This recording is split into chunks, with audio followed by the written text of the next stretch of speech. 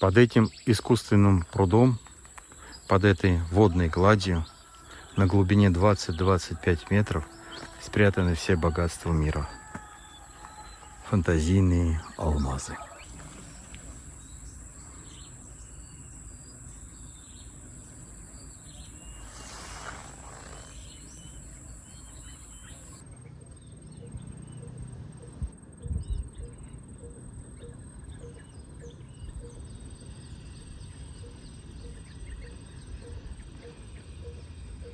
Друзья, у меня за спиной водоем, который находится в Южном Калимантане, в одной из деревень и локаций размыва алмазоносного слоя. За многие миллионы лет здесь, в этих локациях, добыча идет постоянно.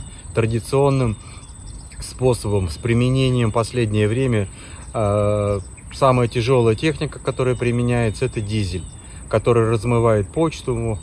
Вот. Гибнут, конечно, старатели. Почему? Потому что обрушение никто не смотрит. Никто не проводит никаких изысканий. В том водоеме искусственном, который у меня находится, закончилась добыча в 1985 году.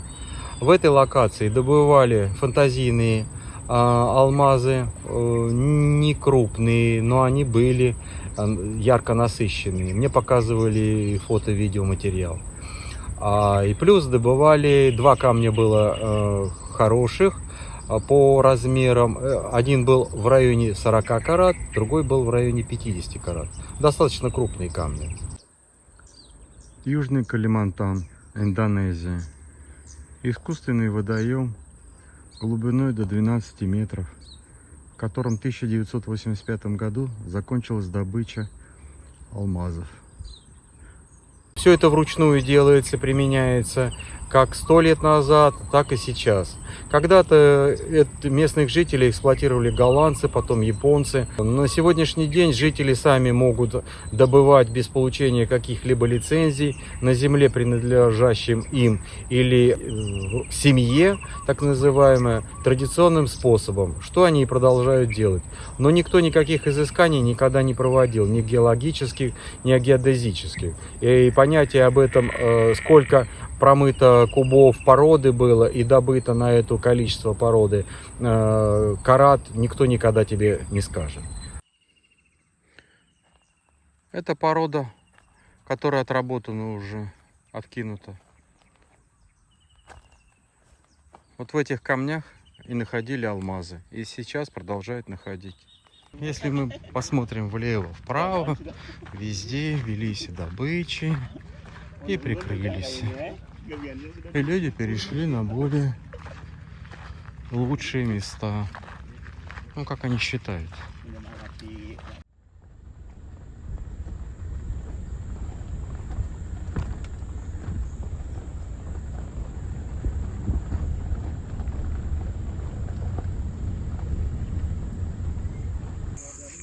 Машину пришлось оставить, потому что мостик очень ненадежный.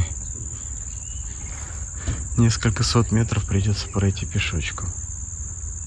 Трудности нам не страшны.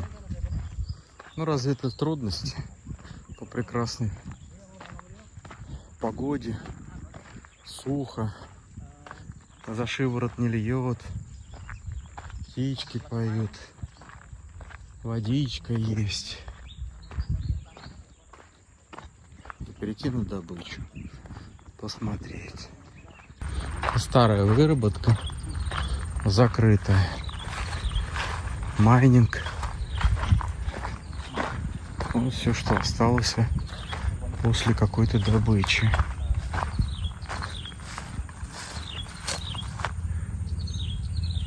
Достаточно неглубоко, я вам скажу. Вот еще локация, где шел майнинг, ну закрыли.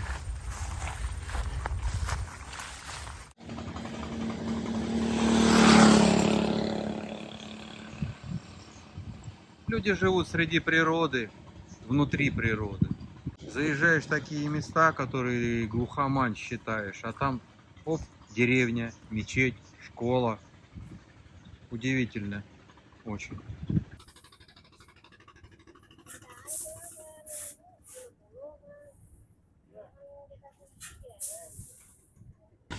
Местное средство передвижения, таких огромное количество, очень простое в изготовлении, долговечное. Самое интересное, там стоит мотор, и он едет, и все работает. Сейчас будем брать лодку и переправляться к старателям. На тех шахтах я еще не был никогда. Хочу посмотреть, что они добывают, ну и показать вам, соответственно. Тут тоже огромное количество таких же шахт. В большинстве своем случаев они добывают, конечно, и песок, и щебенку. Кто-то золото. Вот мы едем на объединенное, там 4 целых стоит. И кажется, мы туда идем.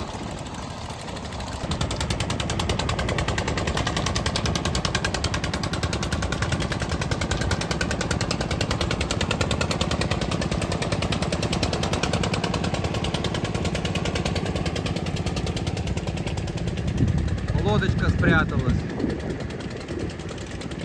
под тенью дерева. Нам показали экскурсию, сколько шахт работают. Ну, в районе 20, может быть 30. Сейчас попытаемся к одной подойти, пообщаться, сниму видео. Ну, с шахтерами рассчитаемся сигаретами. Это на вес золота.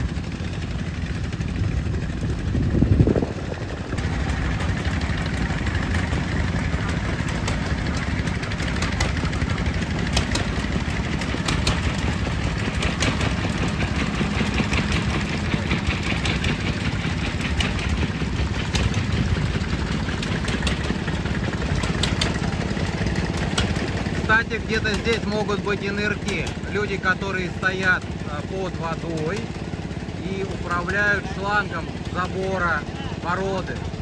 Мы уже с вами такое видели. Я уже показывал, фильм у нас был про такую добычу. Там немножко более сложнее было. Когда человек в маске и с загубником для воздуха сидит, стоит под водой на глубине нескольких метров. У него заборная широкая шланг, и он породу качает наверх. Очень опасное дело, конечно. Люди гибнут. А вот это у нас, я так подразумеваю, что домик для отдыха и для рыбалки. Из чего он сделан? Правильно, из подручного материала. Рис 3 раза в день, какие-то травки, чуть-чуть рыбки, изредка курица. И все. Все хорошо. Все. Прошли определенное количество шахт. Экскурсию нам сделали. Вот сейчас подойдем к одной из действующих, где машину мы поставили. Флаг Индонезии. Объясняю, у нас не так давно было 80-летие образования Индонезии. Освобождение от японцев и голландцев. Но это так, для общего ознакомления.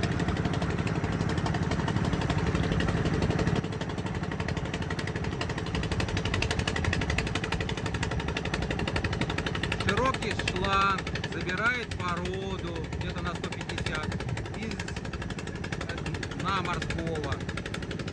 Через насос помпу закачивают на драгу. Отфильтровывается, отсеивается, разделяется.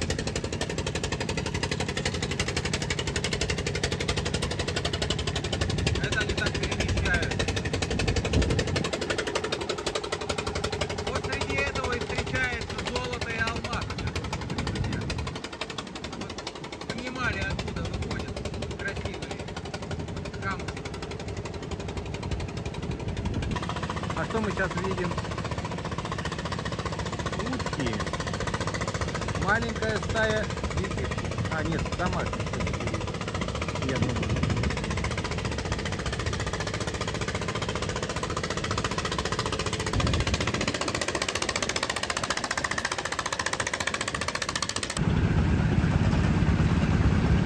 Вот ребята стоят, моют. Они как раз моют золото и алмазы. Вот видите, у них порода. И вот там как раз у нас есть золото и алмазы. Вот.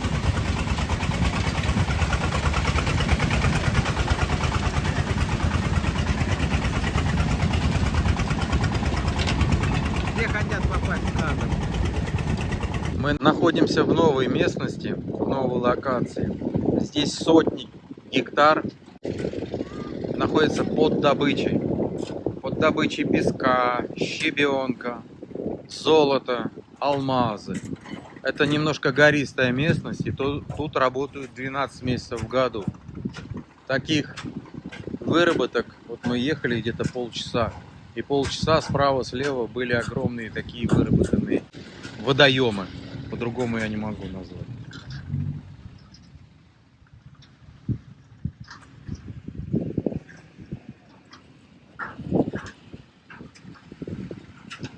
С одной стороны красиво, солнечно, можно работать 12 месяцев в году, но в основном я так понимаю, что все-таки здесь добыча песка идет, щебенки. Самое интересное, нет у них машин, разделяющих щебенку, песок, то есть все в ручном варианте, абсолютно в ручном варианте. Старое место, отработанная драга, вот, отработанный карьер, будем так говорить, по-другому как его можно назвать. Все, что можно было снять, сняли, все остальное оставили. Рекультивации, я вам сразу говорю, здесь не существует. После угольных карьеров, которые занимают сотни тысячи гектаров, никто не проводит никакой рекультивации. Все брошено. Почему у нас изменился здесь климат? Почему у нас дожди 12 месяцев в году? Ну, по той причине, что все варварским способом идет добыча всего. Загрузка песка вручную. Песок не отобранный от глины, ни от чего, просто промытый и намытый. Тут и щебенка мелкая, и все остальное. От того, что у нас есть самосвал, это не значит, что тут можно экскаватором работать. Вот. Все намывается, все вычищается. Отбирают круглую щебенку, а потом ее продают. У меня на газоне такая. Но смотрите, что я вижу. Видите коврики? Это коврики для осадки алмазов и золота. То есть вот сейчас сидит на резиновых ковриках и ворсистый. После этого будет промываться, и там будет золото и алмазы. 150%. Просто не везде можно подойти, а остаться чистым. Да, у меня есть резервная обувь, одежда в машине, но не хочется пачкаться. То есть для всех это добыча песка, но золото и алмазы здесь присутствуют постоянно.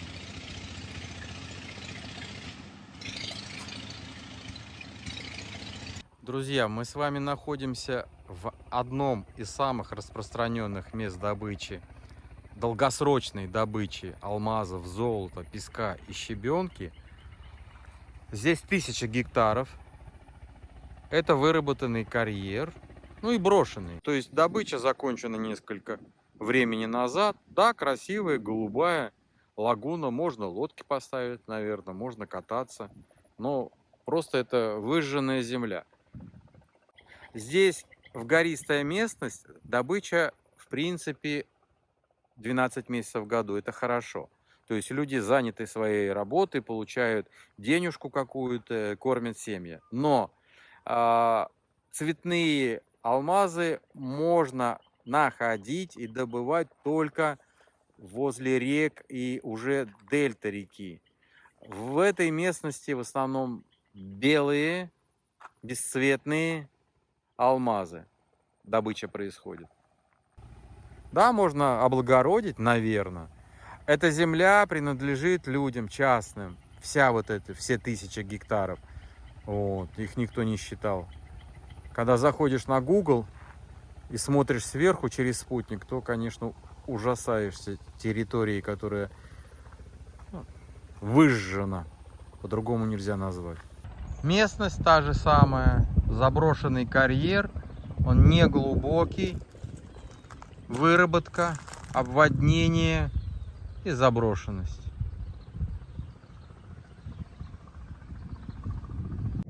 Сотни, тысячи гектаров выжженной земли, отработанной, заброшенная, обводненная. Когда-то здесь добывали золото, алмазы, песок, щебенку. Сейчас рекультивации не будет никакой. Это принадлежит частным людям, но она заброшена. Что-то они получили, какие-то дивиденды. Сдавалось в аренду, ну и получался определенный процент дохода.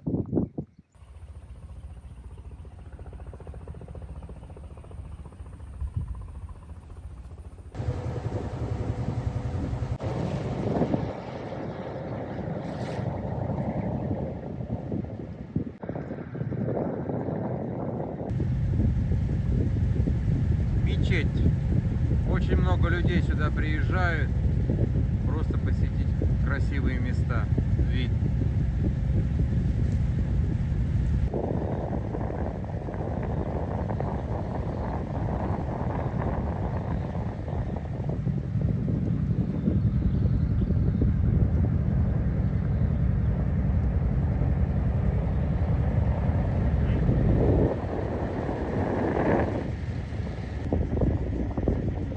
У нас была информация, что здесь работают шахтеры, и мы шли сюда посмотреть материал, посмотреть возможность поставить шахты. На самом деле, не так далеко, у нас здесь была тестовая добыча.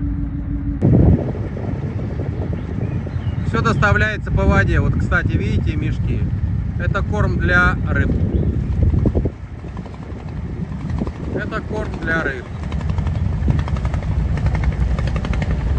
А сзади у нас туалет, гальюн называется.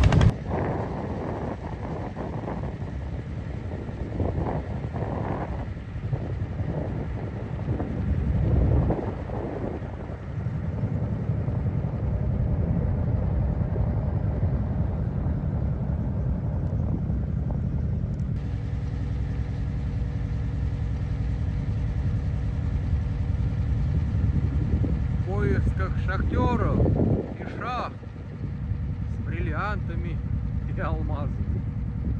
Ну сразу бриллианты. Что там алмазы, еще гранит. Ну, кто ищет, тот всегда находит.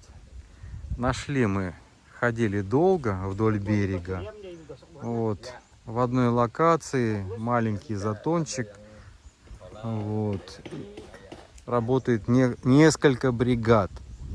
Маленькие лодочки, видите, они приезжают даже со своими насосами, они их не оставляют здесь. Потом подойдем к другой. Вот. И что делают? Вот под этими чехлами стоят два насоса. Они их подключают, там и солярка, все, вот, и работают. Вот у нас выработка. Вот видите? Галька круглая. Труба на 75, наверное, может быть на 100. Вот. Она закачивает уже породу. Осаждается породы это вот здесь. На ворсистых ковриках. Мы эти коврики уже с вами отработали, видели. У нас они были только зеленоватые. Вот. И каждый раз, когда заканчивается рабочий день, все это снимается, выбивается, промывается и достается то, что добыто. Золото и алмазы. Такие дела. В принципе, мы их нашли. Но сегодня почему-то никто не работает, не знаю. Хотя сегодня суббота.